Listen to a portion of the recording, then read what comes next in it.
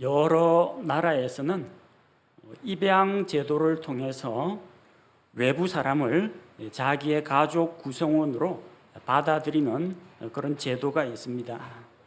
우리나라만 하더라도 조선시대에는 양반 가문에서 입양을 통해서 자기 친척의 자녀를 자기 집안으로 받아들이는 일들이 많았습니다. 조선시대 왕들 가운데에서 정조, 철종, 고종 전부 다 입양을 통해 가지고 다른 가문에 들어가서, 물론 친척 가문이긴 한데 왕이 된 사람들입니다. 로마 황제 가운데에서 카이사르는 옥타비아누스를 자기 양자로 들였습니다. 그래서 다음에 옥타비아누스가 황제가 됩니다. 옥타비아누스는 또 티베리우스라는 사람을 양자로 받아들였고, 또 그가 다음에 황제가 됩니다. 유명한 네로 황제 역시 클라우디우스의 양자였습니다. 그래서 자기가 본래의 신분은 아닌데 자기 아버지의 이름 밑에 아들로 등록이 되면서 그 집안 식구가 되고 그 집안 아들이 되고 아버지의 권세와 영광과 아버지의 지위까지도 물려받게 된 것입니다. 입양을 통해서 양자를 받아들이는 데는 보통 몇 가지 이유가 있습니다. 그중 하나는 이제 부부 사이에 자녀가 없을 때, 또 자녀가 있긴 있는데 아들이 없을 때, 그럴 때 혈통을 잇기 위해서 양자를 받아들이곤 합니다. 특히 이제 우리 동양 문화권에서 가문, 혈통, 족보 이걸 중시하는 그런 환경에서는 친척의 아이를 입양을 합니다. 아예 남보다는 가까운 친척의 아이를 자기 가문에 입양해서 아주 어릴 때부터 집에서 자기 자녀처럼 키우고 자기 집안의 식구가 되도록 합니다. 또 다른 이유는 유능한 인재를 자기 가문에 영입하기 위해서 입양을 하는 경우도 있습니다. 우리는 보통 입양하면 저기 고아원이나 이런 데 가서 아이를 데려오는 걸로 생각하는데, 로마 시대에는 다 자란 성인을 가문에 입양하는 일들이 많았습니다. 왜 입양을 하느냐? 자손이 귀해서가 아닙니다. 자기 집안 식구들이 있는데 좀 똑똑하고 좀 총기 있고 빼어난 사람이 없어요. 그러면 자기 집안을 부흥시키기 위해서 남의 집안 식구라도 좋으니까 똑똑하고 리더십 있고 성품 좋고 그런 사람을 뽑아다가 자기 가문의 양자로 받아들이는 겁니다. 로마 제국의 황제나 귀족들은 대부분 자격과 능력이 검증된 이 성인들을 양자로 입양하곤 했습니다. 자, 또 다른 이유가 있어요. 왜 입양을 하느냐? 양부모가 갈 곳 없는 그런 연약한 아이를 불쌍히 여기는 마음으로 받아들여 주는 것입니다. 전쟁으로 인해서 고아들이 많이 생겼을 때, 또 혹은 도저히 아이를 키울 수가 없어가지고 교회나 수도원에 아이를 맡겼을 때 자기가 부모가 되어서 대신 그 아이를 책임지고 키워주겠다.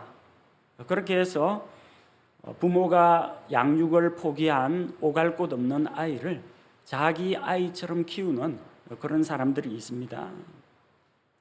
성경은 우리가 본래는 하나님의 자녀가 아니었지만 입양을 통해서 하나님의 자녀가 되었다고 증언하고 있습니다.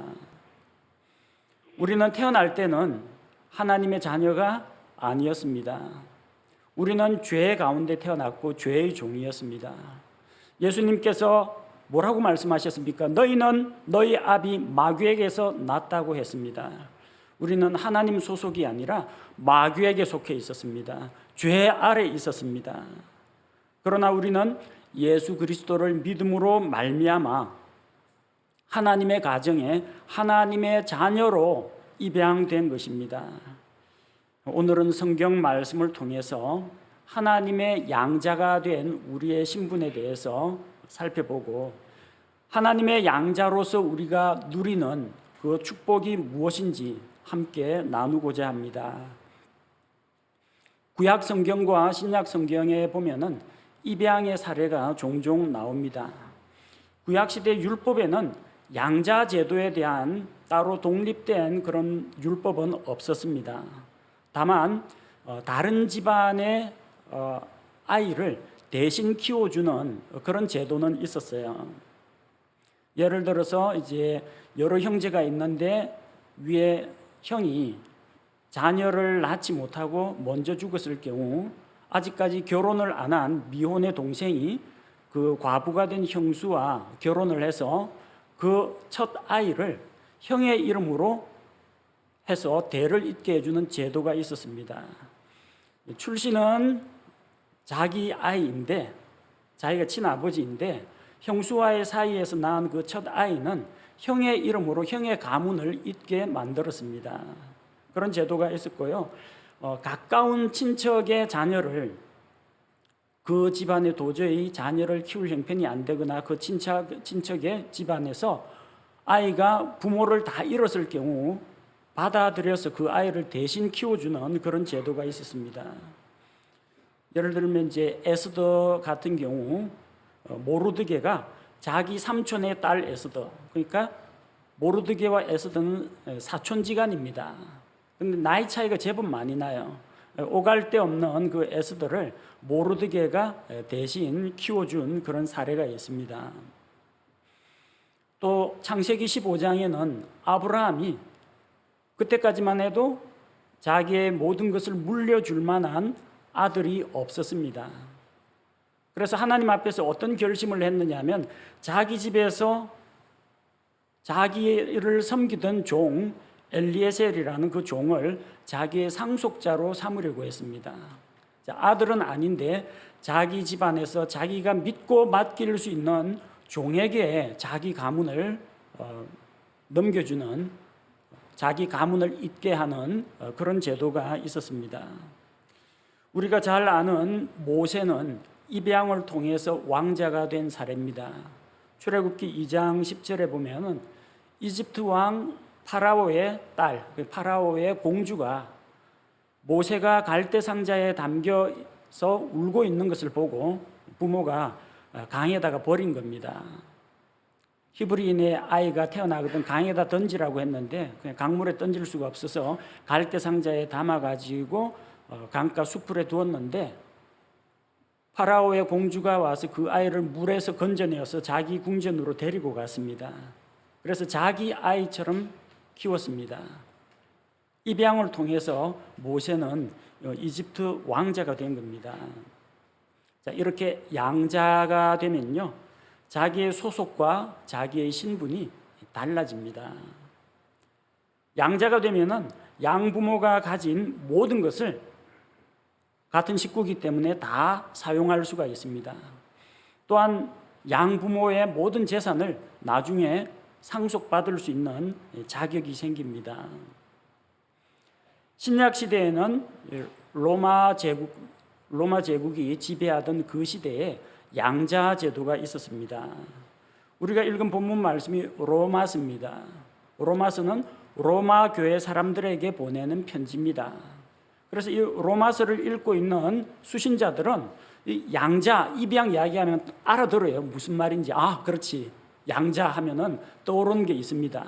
당시에는 그렇게 입양을 통해서 다른 가문의 사람을 자기 집안 사람으로 받아들이는 것이 법적으로 가능했던 것입니다.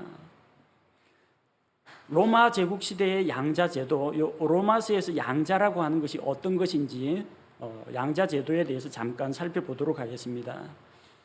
첫 번째로 양자는 양 아버지가 직접 낳은 친생자는 아니지만 법적으로 아들의 신분이 된다는 겁니다. 법적 아들입니다. 직접 낳은 건 아니지만 아들과 똑같은 지위와 권한을 부여하도록 되어 있습니다. 하나님에게서 나신 분은 예수 그리스도밖에 없습니다. The only begotten Son. 하나님에게서 나신 유일하신 독생자 예수 그리스도 이외에는 아무도 없어요. 우리는 뭐냐? 우리도 하나님의 자녀 아니냐? 오늘 읽은 말씀 요한복음 1장 12절 하나님의 아들들이 되는 권능을 주신다고 했는데 우리도 하나님의 아들 맞지 않느냐? 우리는 신생자가 아니고요, 믿음을 통해서 입양된 양자들입니다. 구원받은 성도들은 예수 그리스도의 십자가 대속을 통해서 입양된 자들입니다. 그래서 하나님의 아들 하면 예수 그리스도입니다. 하나님의 아들들 하면은 하늘의 천사들이거나 아니면은 예수 그리스도를 믿고 구원받은 우리 성도들을 이야기합니다. 우리는 입양을 통해서 하나님의 자녀라는 이런 새로운 신분을 부여받았습니다. 입양되면 새 신분이 됩니다. 이게 로마의 양자 제도의 특징입니다. 둘째로 양자가 되면 옛 자기를 낳아준 아버지 어머니와의 관계는 모두 다 끝이 납니다. 그리고 새로운 부모와의 관계가 시작이 됩니다. 자기 아이를 다른 집안에 입양을 보냈다. 그러면 그 다음부터는 그 아이를 함부로 만나면 안 됩니다. 자기 아들 대하듯이 불러가지고 몰래 만나가지고 영향력을 행사해서는 안 됩니다. 옛 부모는 다른 집안으로 입양 간 자기 아이에 대해서 어떠한 권리도 주장할 수가 없고 어떠한 영향력도 행사할 수가 없습니다. 남처럼 지내야 합니다. 그리고 양자는 새로운 가정에 들어가면은 그 가정에서 새로운 성씨를 물려받습니다.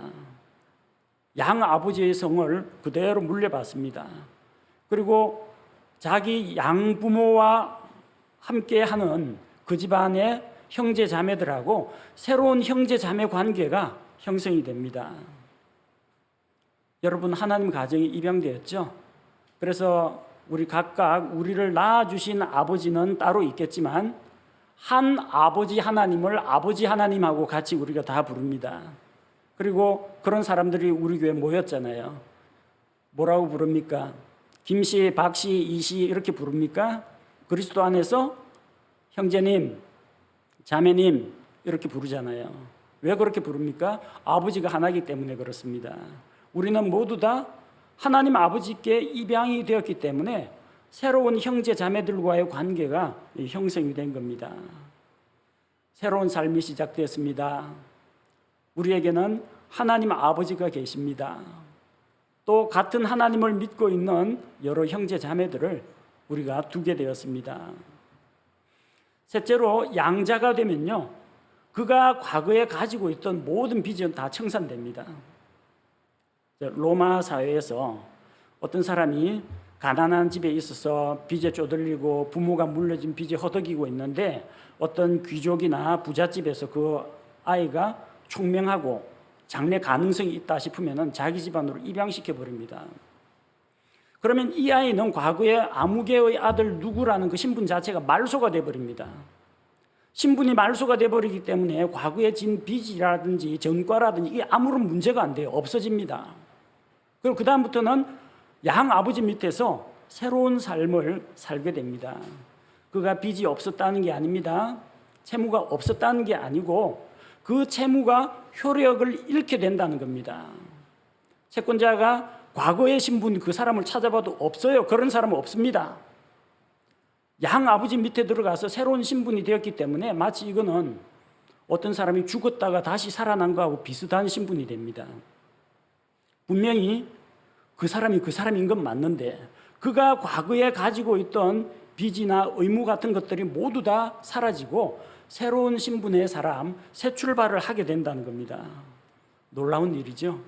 우리가 하나님의 양자로 입양될 때 우리는 여전히 과거에 죄인이었던 자들입니다.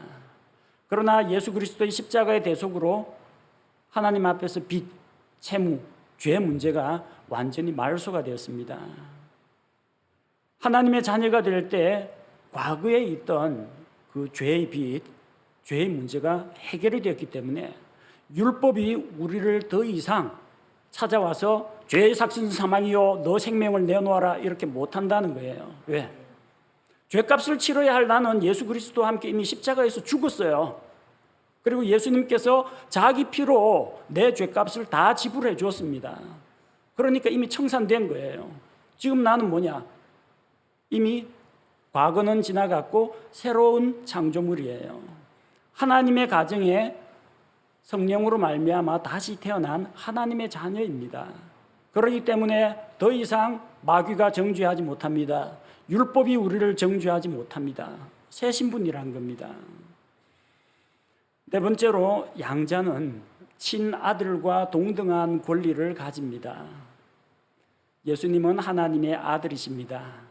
우리는 입양된 하나님의 양자들입니다.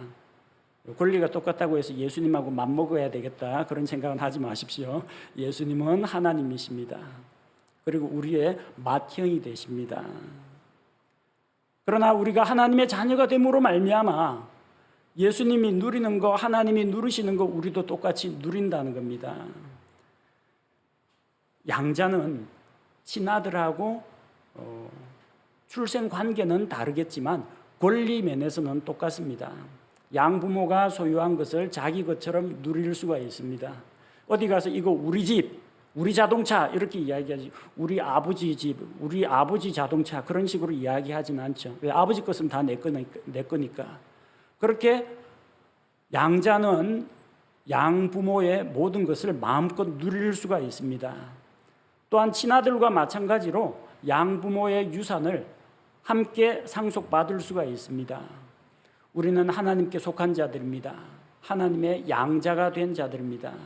그래서 함께 하나님의 왕국을 상속받고 하나님의 영광을 함께 누리고 하늘에 있는 복과 하늘에 있는 하나님의 자원들을 우리 것처럼 사용하고 누릴 권리가 있다는 겁니다. 어떻게 이런 놀라운 일이 우리 모두에게 일어났을까요? 이것은 오로지 하나님 덕분입니다. 우리는 하나님의 긍휼로 말미암아 양자로 입양된 것입니다. 양자를 데려오는 이유가 몇 가지 있다고 했죠. 자기 집안에 대가 끊길까 봐 다른 집안에서 아이를 데려온다고 했는데 하나님은 대가 끊길 거 그런 거 걱정 안 하십니다. 그게 걱정돼 갖고 우리 데려온 거 아니에요. 하나님의 뒤를 이을 후사가 필요해서 우리를 입양한 것이 아닙니다. 또 로마에서는 좀 능력 있고 유능하고 크게 될 사람은 자기 집안으로 영입을 해서 자기 집안의 인재로 삼으려고 양자로 삼아버립니다. 그런데 우리가 능력이 뛰어나고 성품이 빼어나가지고 하나님의 양자로 입양된 것은 아니라는 겁니다.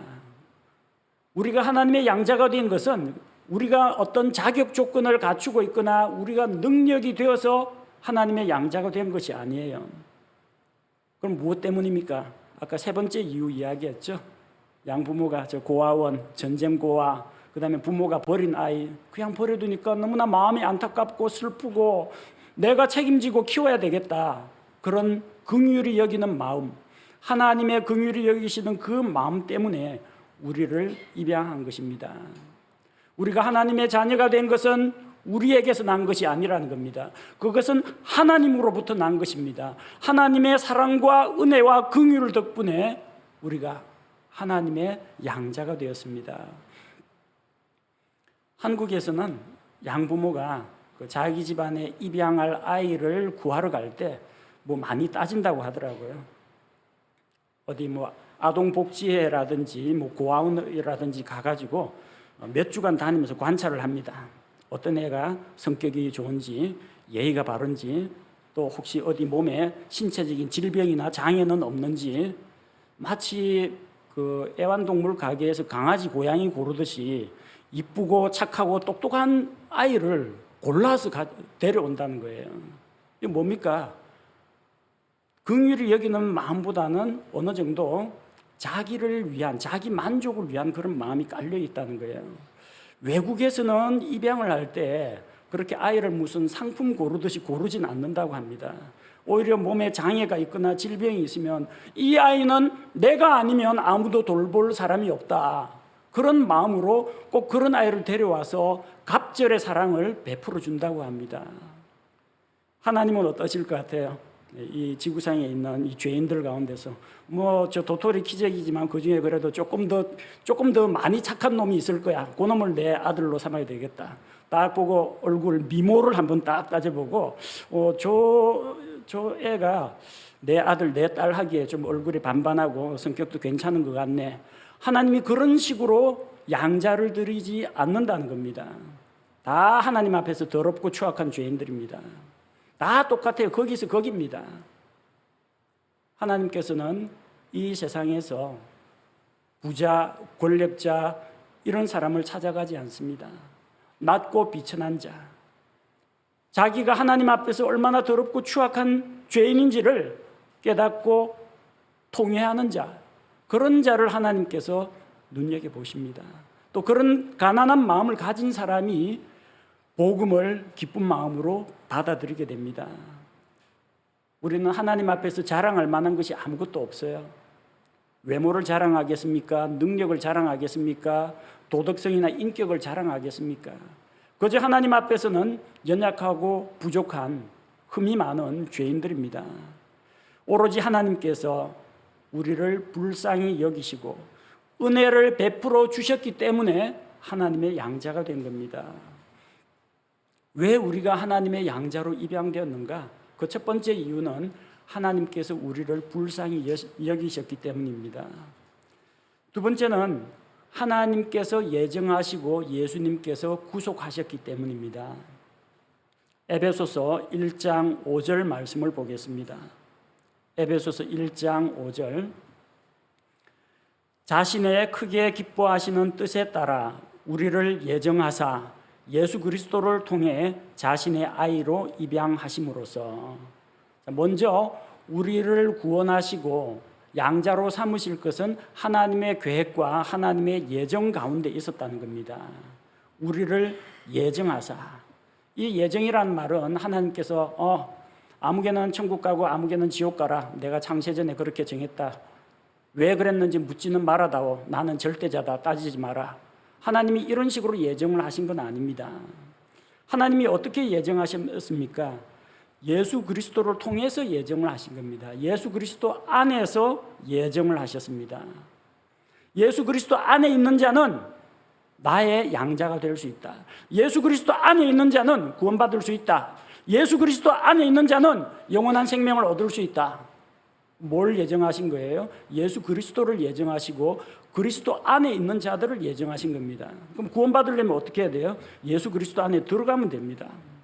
누구든지 믿음으로 예수 그리스도 안에 들어가면은 예정된 자입니다. 여러분이 예수 그리스도를 믿고 구원을 받았는데 그 구원은 하나님께서 예수 그리스도를 통해서 구원의 길과 구원의 방법을 예정을 하셨습니다. 누구는 믿어라, 누구는 믿지 마라 이렇게 정해두신 것이 아니라는 겁니다. 우리는 하나님의 그 예정으로 말미암아 예수 그리스도를 통하여 하나님의 아이로 입양되었다는 겁니다. 하나님께서는 그렇게 계획을 하셨고 예수님께서는 그 하나님의 자녀로 우리가 입양될 수 있도록 십자가의 대속을 통해서 우리를 구속해 주셨습니다. 예수님께서 십자가에서 흘리신 그 보배로운 피로 죄 아래 팔렸던 그런 자들을 값주고 사오셨습니다. 이것을 대속이라고 합니다. 구속이라고 합니다. 예수님께서 우리를 죄에서 구속하셨습니다. 율법에서 구속하셨습니다. 마귀의 권세에서 해방시키셨습니다. 예수 그리스도의 십자가의 대속의 공로가 아니면 우리는 결코 구원받을 수 없는 자들입니다. 하나님의 자녀가 될 수 없는 자들입니다. 우리는 하나님의 예정과 예수 그리스도의 구속을 통해서 하나님에게 입양된 자들입니다. 그리고 세 번째 이유가 있습니다. 하나님께서 우리를 긍휼히 여기시고 예정하시고 예수님이 십자가에서 대속하시고 그래도 한 가지가 남아요. 우리가 예수 그리스도를 믿는 믿음을 통해서 입양될 수가 있습니다. 양부모가 어떤 아이를 입양하려고 마음을 먹고 긍휼을 베풀어 주었습니다. 오늘부터 더 이상 너는 고아가 아니다. 내가 너의 부모가 되어줄게 하는데 그 아이가 얘 따라갈래요 하면 다행인데 싫어요. 안 가요. 우리 아버지 아니잖아요. 이러면 입양이 안 됩니다. 하나님의 긍휼과 하나님의 예정과 예수 그리스도의 십자가의 대속이 있어도 본인이 거절하면은 양자로 입양할 수가 없습니다. 양자는 인신매매범이 사람 납치하는 게 아닙니다. 하나님께서 은혜와 긍휼을 베풀어 주실 때 믿음으로 그것을 받아들이는 자들만 양자가 될 수 있다는 겁니다. 그래서 하나님께서 아무리 사랑과 은혜를 베푸시고 십자가의 예수 그리스도의 대속의 사랑을 보여주시고 복음 전도자를 통해서 복음을 들려주시고 해도 그 당사자가 하나님에게 입양될 마음이 없다, 예수님을 받아들일 마음이 없다, 그러면 입양은 안 된다는 이야기입니다. 우리는 하나님의 긍휼과 하나님의 그 예정과 예수 그리스도의 십자가의 대속을 통해서 입양이 되었습니다. 그런데 그것을 결정한 것은 누구냐? 나의 믿음입니다. 나의 선택입니다. 하나님께서는 많은 죄인들에게 똑같은 은혜를 베풀어 주었습니다. 수고하고 무거운 짐진 자들아 모두 다 내게로 오라.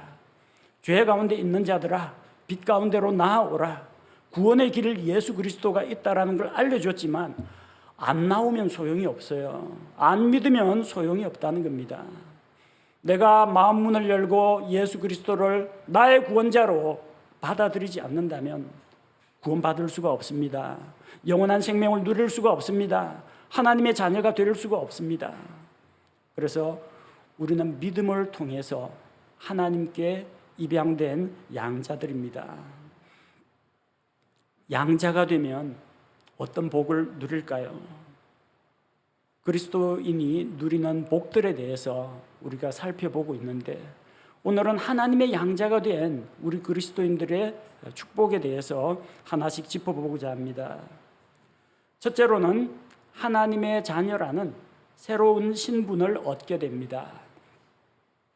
요한복음 1장 12절, 오늘 우리 읽었던 말씀입니다. 요한복음 1장 12절, 그분을 받아들인 자들, 곧 그분의 이름을 믿는 자들에게는 다 하나님의 아들들이 되는 권능을 그분께서 주셨으니. 우리는 예수 그리스도를 구원자로 받아들였습니다. 예수님의 이름을 믿고 그분을 받아들임으로 말미암아 하나님의 아들들이 되었습니다. 이것은 혈통으로 말미암지 않습니다. 이것은 사람의 뜻으로 되는 것이 아닙니다. 오직 성령님을 통해서 우리가 다시 태어나야만 가능한 것입니다. 과거에 우리의 신분은 무엇이었습니까? 죄의 종이었습니다. 마귀의 포로였습니다. 율법의 저주 아래 있는 자들이었습니다. 죄로 인해서 하나님과 원수가 된 자들이었습니다. 재판장이신 하나님과 그 앞에서 재판받는 죄인의 관계였습니다. 그런데 신분이 달라졌습니다. 마귀의 종에서 벗어나서 자유하게 되었습니다. 어둠에 속한 자가 아니라 하나님과 함께 영광, 하나님의 영광과 빛에 속한 자가 되었습니다. 하나님의 자녀라는 새로운 신분, 놀라운 신분을 얻게 된 것입니다. 우리에게 주어진 가장 큰 축복은 우리가 새로운 신분을 얻었다는 것입니다. 그것은 하나님의 아들들이 된 것입니다. 둘째로 하나님의 양자가 되면 누리는 축복이 있는데 하나님 아버지의 성품을 닮아갑니다. 베드로후서 1장 3절, 베드로후서 1장 3절, 우리를 부르사 영광과 덕에 이르게 하신 분을 아는 것을 통해 그분의 신성한 권능이 생명과 하나님의 성품에 속한 모든 것을 우리에게 주셨도다. 과거에는 우리는 타락한 아담의 본성을 물려받았습니다. 우리 마음속에는 죄성으로 가득 찼습니다. 죄를 지어서 죄인이 아니라 죄인이라서 죄를 지을 수밖에 없는 그런 존재였습니다. 그런데 하나님의 자녀로 새롭게 태어남으로 말미암아 하나님에게 입양됨으로 말미암아 하나님의 성품에 속한 모든 것을 우리 안에 이미 주셨다는 것입니다. 아버지가 아들 닮아가는 것은 지극히 당연합니다.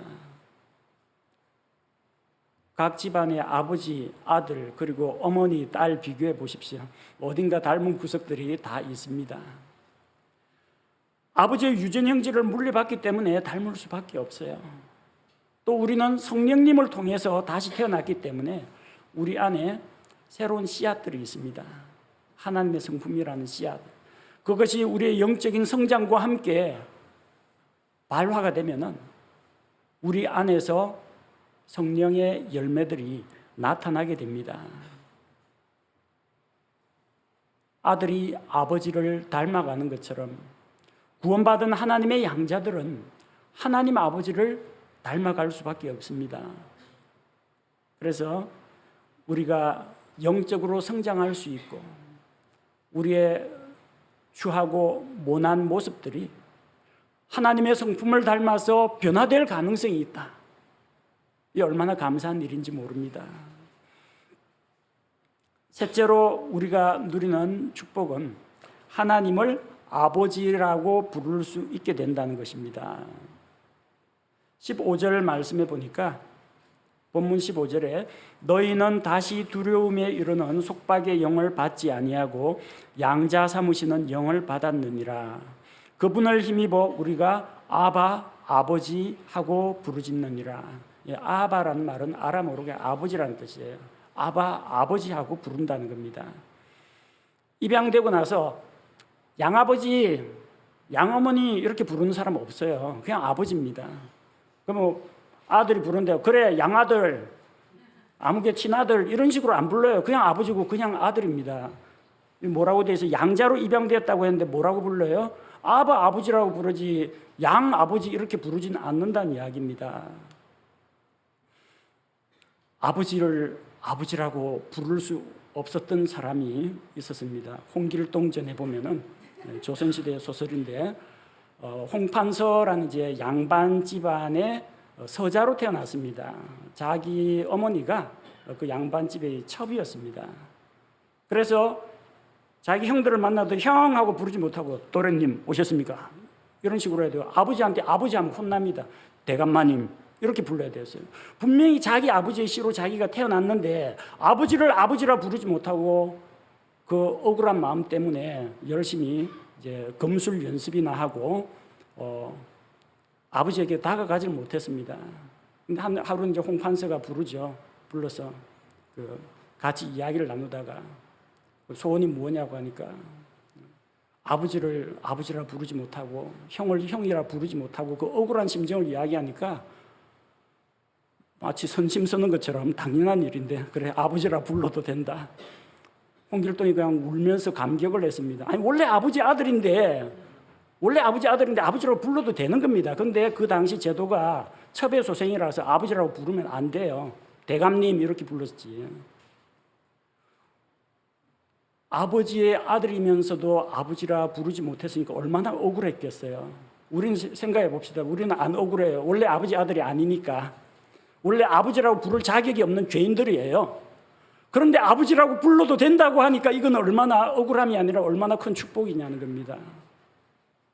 그리스도인들이요, 요 축복을 자주 놓칩니다. 그리스도인들이 입에 달고 사는 말이 뭔지 아십니까? 에휴, 하나님도 무심하시지.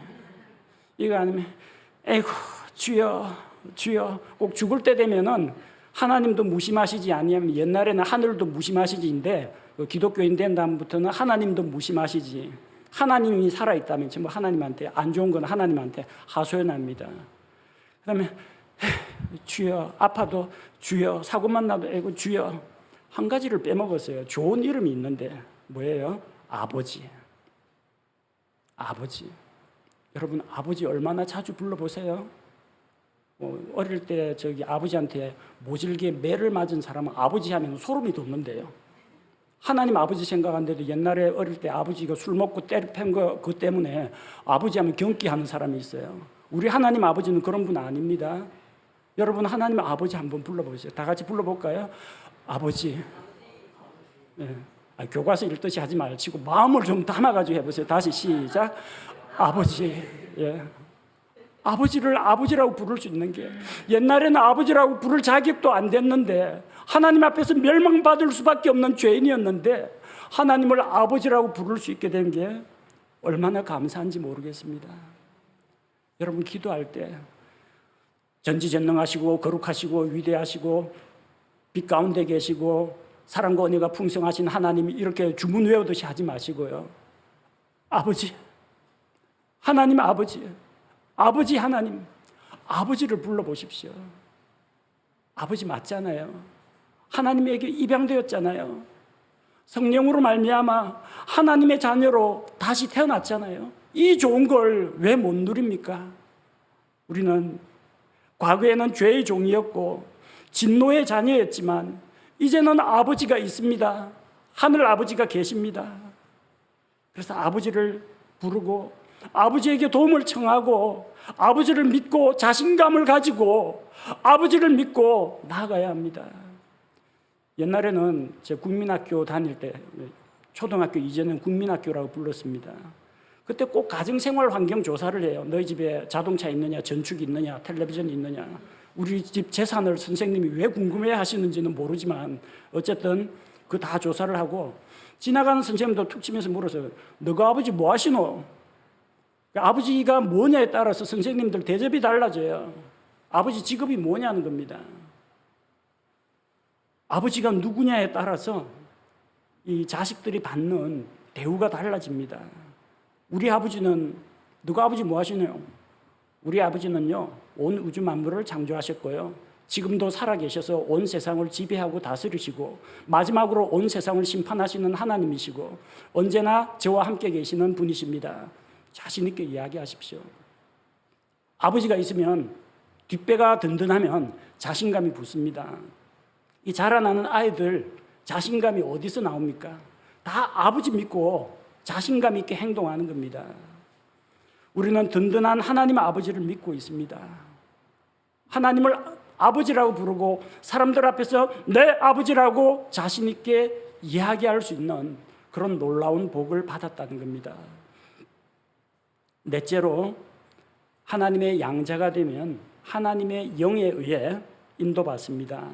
14절 말씀에 기록되어 있죠. 14절에 하나님의 영에 의해 인도받는 자들은 다 하나님의 아들들이니.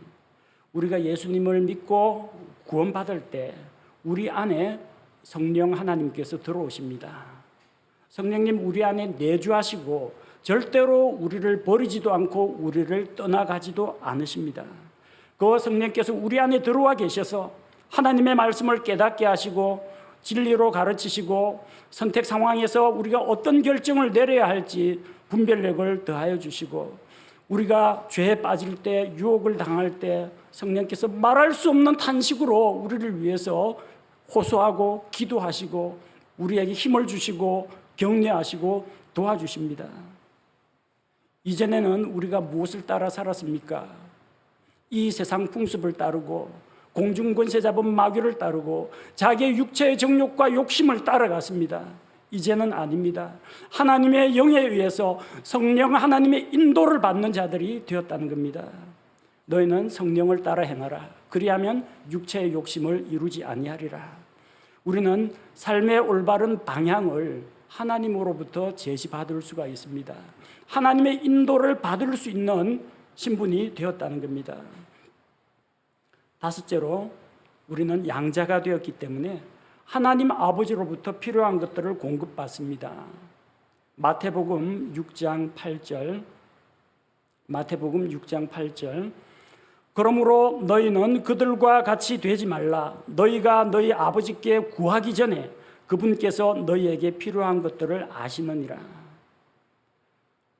우리 하나님 아버지께서는 우리가 기도하기도 전에 우리에게 무엇이 필요한지 다 알고 계십니다.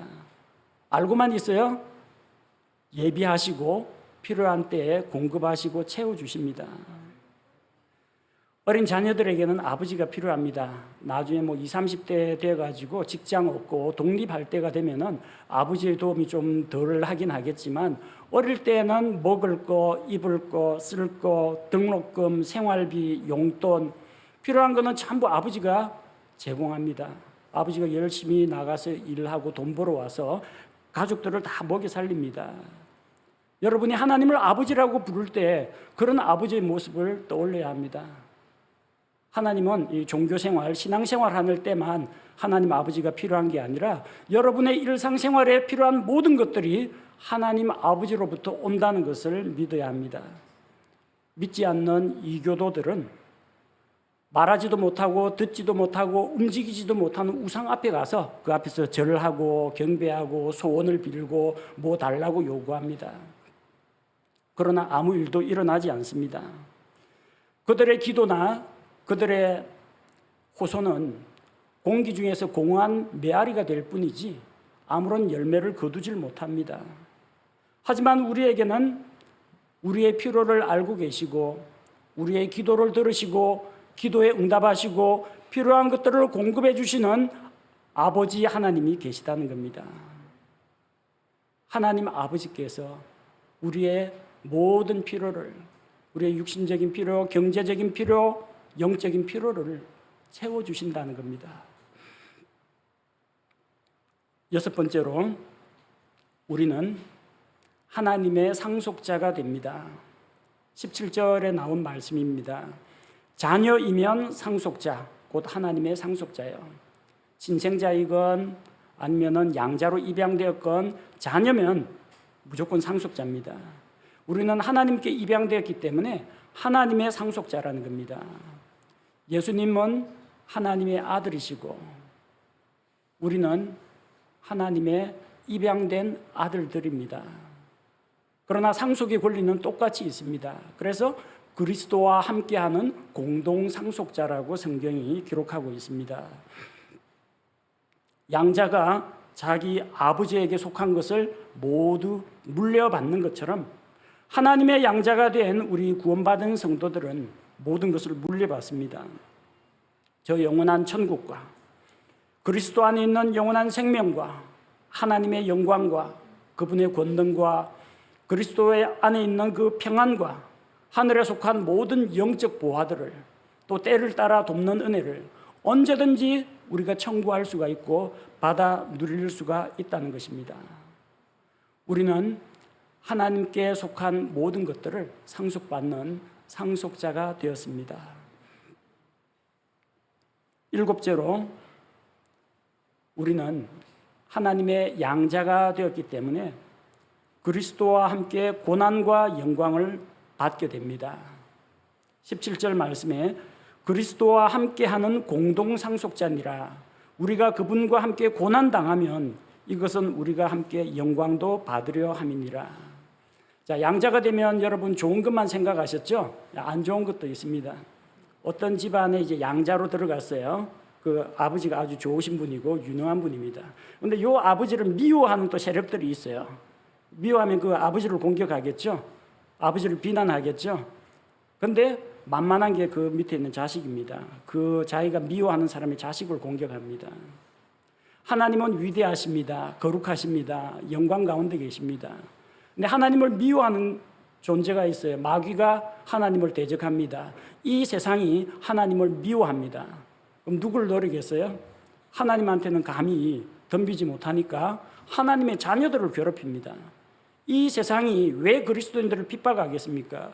자기 게 아니고 자기에게 속하지 않고 자기가 미워하는 하나님에게 속해 있기 때문입니다. 마귀가 왜 그리스도인들을 건드리겠습니까? 마귀는 하나님을 대적합니다. 그런데 하나님한테는 어떤 공격도 먹히지가 않습니다. 그러니까 만만한 게 하나님의 자녀입니다. 하나님의 아들들, 그리스도를 믿고 하나님의 양자가 된 구원받은 성도들을 마귀가 공격한다는 거예요. 그래서 우리가 하나님의 양자가 되었기 때문에 하나님으로 인해 고난이 있을 수가 있습니다. 예수 그리스도를 믿는다는 그 믿음 때문에 핍박을 받을 수가 있습니다. 큰일 났다 생각하지 마십시오. 그런 고난은 우리가 능히 이길 수 있는 것들입니다. 사람이 감당치 못할 시험이나 고난은 하나님께서 허락하지 않으십니다. 여러분한테 만약에 욥의 고난을 내린다면 이 가운데에서 무사할 사람은 아마 별로 없을 겁니다. 욥처럼 순수하게 나는 내 믿음을 지키겠노라 하는 사람이 몇 사람이나 되겠습니까? 욥이니까 그 정도 감당하는 겁니다. 여러분의 믿음의 분량에 맞게, 여러분의 성장 단계에 맞게 시험이나 고난을 허락하시고 또 그 가운데에서도 피할 길을 주셔서 그 고난과 핍박 가운데에서도 이길 수 있게 하시거나 피할 수 있게 하나님이 도와주십니다. 우리는 하나님 때문에, 예수님 때문에, 믿음 때문에 고난과 핍박을 받을 가능성도 있습니다.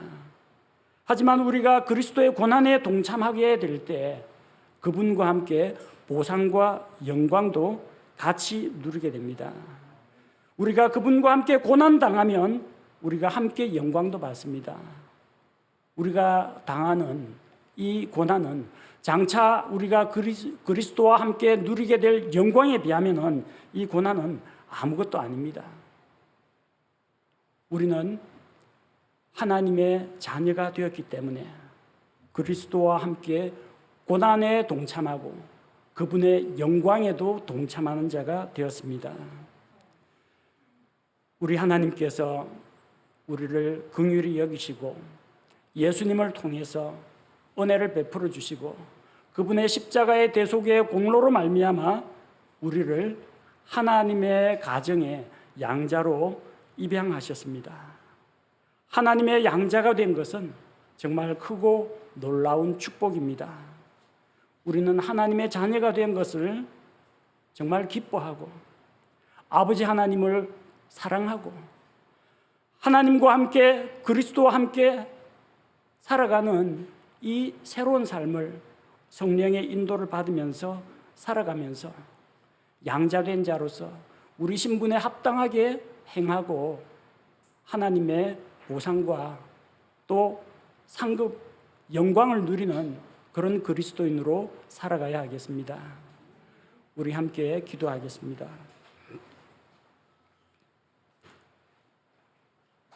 과거에 우리가 하나님을 알지 못할 때 죄의 종이었고 율법의 저주하에 있었고 마귀의 지배하에 있었으며 죄로 인해 하나님과 원수가 되었지만